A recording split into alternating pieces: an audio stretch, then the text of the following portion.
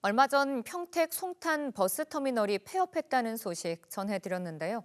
경기도에서 벌써 5개 터미널이 연이어 문을 닫고 있습니다. 북적이던 터미널이 도심 흉물로 되고 있다는 평가도 있는데요. 업계에선 준공영제 도입을 요구하고 있는 상황입니다. 해결 방안은 없는지 배상민 기자가 취재했습니다. 대로변에 버스가 줄지어 서 있습니다. 영하의 날씨에도 밖에서 버스를 기다리는 승객들. 인구 90만 명이 넘는 성남시의 유일한 버스터미널이 문을 닫은 건 지난해 1월. 터미널 건물 한켠에 임시 매표소를 설치했지만 승강장이 없어 도로에서 차를 타야 하는 시민들은 불편하다고 말합니다. 추운데 기다리지도 못하고 그냥 다 여기 밖에 나와서 기다려야 되는 분들도 그렇고 이제 차도 돌아다녀야 되는데 계속 이 길가에다가 시내버스, 시외버스 다 서 있는 게 조금 불편한 것 같아요.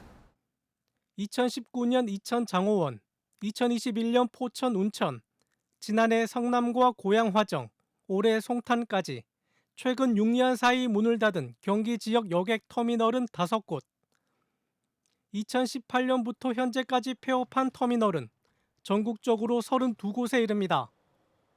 코로나19 팬데믹 전후로 터미널 승객 수요는 40%, 매출은 30% 준 것으로 업계는 추산했습니다.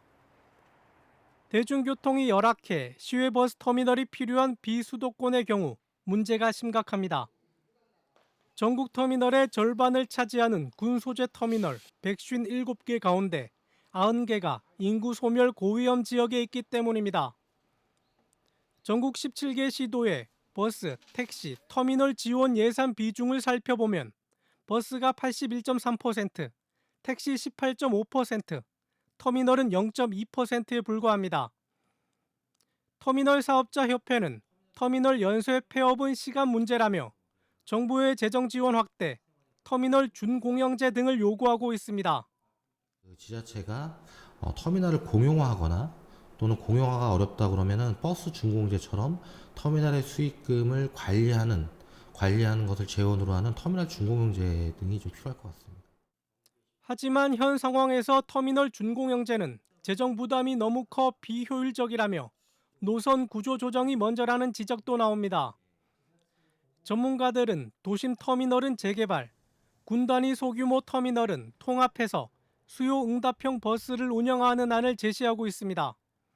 공공과 민간이 서로 입장을 해서 그 지역을 재개발을 통해서 활성화시키면서 그 재개발로 얻어지는 이제 그 이익을 일부를 그 가장 필수적인 버스 노선을 이제 운영하는 데 필요한 재원으로 활용을 하게 된다 그러면은 국토부도 대책 마련에 나섰습니다.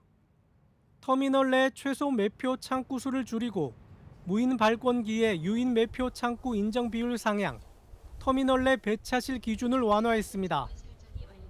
1979년에 제정돼 40년 넘게 묶여있던 터미널 편익시설 업종 완화도 추진합니다. 군 단위 소재 중소터미널의 경우 존치 터미널을 선별하는 용역을 올해 진행한다는 방침입니다.